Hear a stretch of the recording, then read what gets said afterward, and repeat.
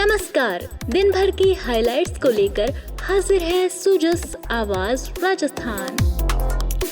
Sujas podcast में मेधा से आप सुन रहे हैं प्रदेश के मुख्य समाचार। एक नजर आज की सुर्खियों पर। मुख्यमंत्री भजनलाल शर्मा के विजन से बजट 2026-27 में युवाओं के लिए रोजगार और स्वरोजगार के नए अवसर। मुख्यमंत्री युवा स्वरोजगार योजना से 30,000 युवाओं को मिलेगा लाभ।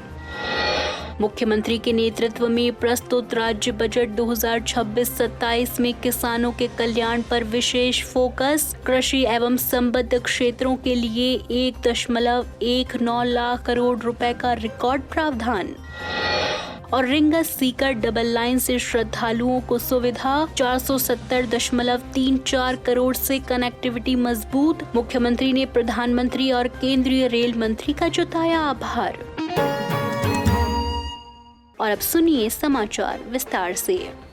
मुख्यमंत्री भजनलाल शर्मा के विजन के अनुरूप प्रस्तुत बजट 2026-27 में युवाओं को रोजगार, स्वरोजगार और उद्यमिता के नए अवसर प्रदान करने के लिए महत्वपूर्ण घोषणाएं की गई हैं। ये बजट गरीब, युवा, अन्नदाता और नारी शक्ति के सशक्तिकरण को केंद्र में रखकर तैयार किया गया है। मुख्यमंत्री भजनलाल शर्मा के ध्येय युवा नौकरी लेने वाला नहीं बल्कि नौकरी देने वाला बने को साकार करने की दिशा में मुख्यमंत्री युवा स्वरोजगार योजना के तहत 1 लाख युवाओं को 10 लाख रुपए तक के ऋण पर 100% ब्याज अनुदान और मार्जिन मनी सहायता दी जाएगी। इसके लिए राज्य सरकार ने 1,000 करोड़ रुपए से अधिक का प्रावधान किया है और 30,000 युवाओं को लाभान्वित करने का लक्ष्य रखा गया है। प्रतिभावान विद्यार्थियों के स्टार्टअप को बढ़ावा देने के लिए प्रत्येक जिले के चयनित महाविद्यालयों में वाइब्रेंट प्रोग्राम संचालित किया जाएगा। साथ ही युवाओं को रोजगार परक कौशल, करियर मार्गदर्शन, डिजिटल मेंटरिंग उपलब्ध कराने के लिए ड्रीम प्रोग्राम शुरू किया जाएगा। नशा मुक्त समाज की दिशा में राज सवेरा कार्यक्रम भी चलाया जाएगा। प्रतियोगी परीक्षा में पारदर्शिता सुनिश्चित करने के लिए मुख्यमंत्री भजनलाल शर्मा के नेतृत्व में राजस्थान स्टेट टेस्टिंग एजेंसी की स्थापना की जाएगी। इसके साथ ही सप्ताह के सभी दिनों में परीक्षाएं आयोजित कराने हेतु ऑनलाइन टेस्टिंग सुविधा युक्त टेस्ट सेंटर स्थापित किए जाएंगे। युवाओं को वैश्विक अवसरों के लिए तैयार करने के उद्देश्य से स्किलिंग इकोसिस्टम को मजबूत किया जाएगा।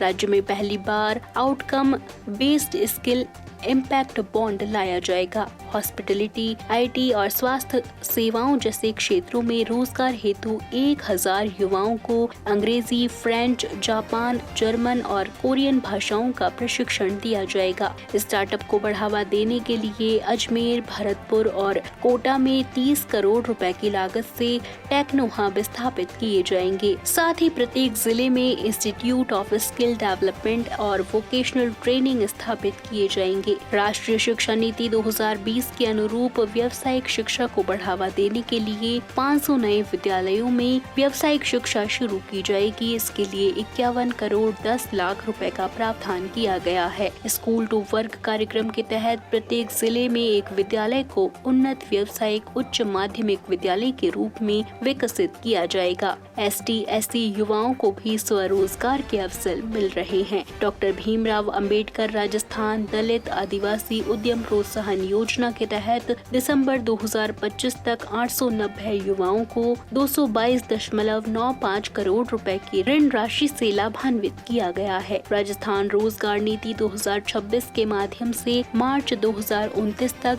स्वरोजगार, वेतन आधारित रोजगार और उद्यमिता के जरिए 15 लाख रोजगार सृजित करने का लक्ष्य रखा गया है। वहीं राजस्थान युवा नीति 2026 युवाओं के समग्र विकास के लिए एक मजबूत रोड मैप प्रदान करती है।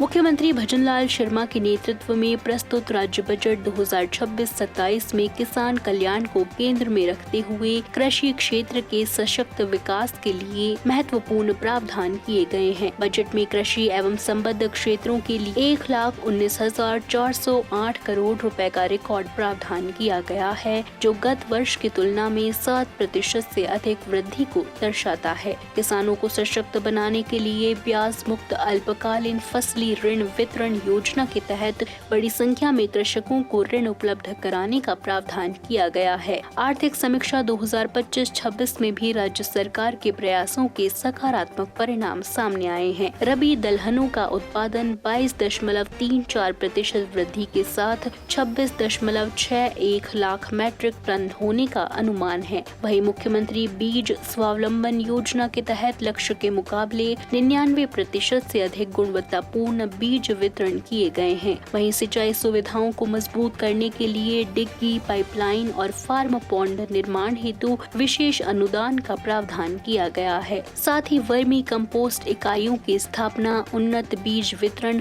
और डिजिटल तकनीक आधारित राज्य कृषि सूचना एवं प्रबंध प्रणाली के माध्यम से किसानों को जलवायु जोखिम से बचाने की दिशा में भी पहल की गई है। इसके लिए अतिरिक्त डेयरी क्षेत्र को सुदृढ़ करने के लिए मुख्यमंत्री दुग्ध उत्पादन संबल योजना के तहत पशुपालकों को अनुदान दिया जाएगा, जिससे कृषि आधारित अर्थव्यवस्था को मजबूती मिलेगी। राज्य बजट 2026-27 में प्रदेश को मिली विकासात्मक सौगातों पर आमजन में उत्साह का माहौल देखने को मिला। विभिन्न वर्गों के लोगों ने बजट घोषणाओं का स्वागत करते हुए मुख्यमंत्री भजनलाल शर्मा के प्रति आभार व्यक्त किया। स्थानीय नागरिकों, जनप्रतिनिधियों, युवाओं, किसानों और महिला समूहों ने कहा कि बजट में किए गए प्रावधानों से प्रदेश के विकास को नई गति मिलेगी।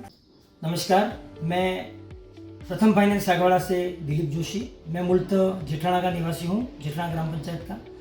इस 26-27 के राजस्थान सरकार के बजट में 1 लाख युवाओं के लिए बिना ब्याज के लोन की जो सुविधा सरकार ने जो घोषणा की है, उसके लिए काफ़ी मैं सरकार की तारीफ करता हूँ। और युवाओं के लिए बहुत अच्छे अवसर खुलेंगे और जो छोटे उद्यमी हैं, जो लघु उद्योग करने वाले जो युवा हैं, उनके लिए बहुत अच्छे अवसर खुलेंगे, क्योंकि बिना ब्याज के लोन मिलने से उनको ब्याज नहीं भरना पड़ेगा और उनको उद्योग करने में बहुत आसानी होगी। इसके साथ ही सरकार ने जापानी और कोरियन भाषाओं का ज्ञान देने के लिए भी अलग से सुविधा की है। जो विदेशी इन्वेस्टर आ रहे हैं अपने राजस्थान और अन्य राज्यों में, उनके लिए सरकार ने यह सुविधा की है कि ज़्यादा से ज़्यादा अपने युवाओं को उन विदेशी जो इन्वेस्टर आ रहे हैं उनकी कंपनियों में नौकरियां मिले और अच्छी मोटी तनख्वाह वो प्राप्त करें। धन्यवाद। मैं राजस्थान सरकार को धन्यवाद ज्ञापित करता हूँ। Namaste everyone, myself Pravina Joshi and I am a resident of Semalya. As our Rajasthan government has passed the new budget, government has kept the youth in mind, and I would like to appreciate and thanks our CM Mr. Bhajanlal Sir Sharma for passing a budget to encourage the youth of Rajasthan by providing them a budget of no interest loan of rupees 10 lakh to 1 lakh youngsters and providing them a free training of international languages like Korean, Japanese and English, and also by establishing the training centers into every district. So I again give Rajasthan government a heartfelt thanks. Thank you.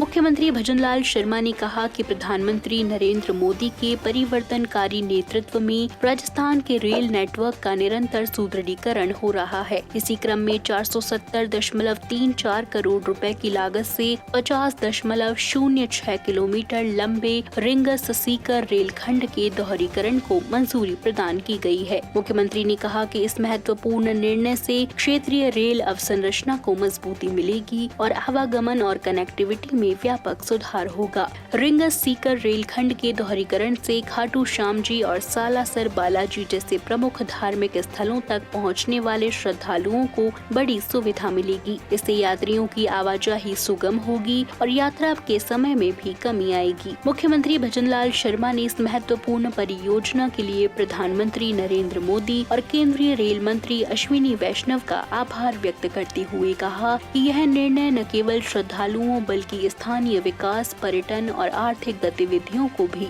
नई गति प्रदान करेगा।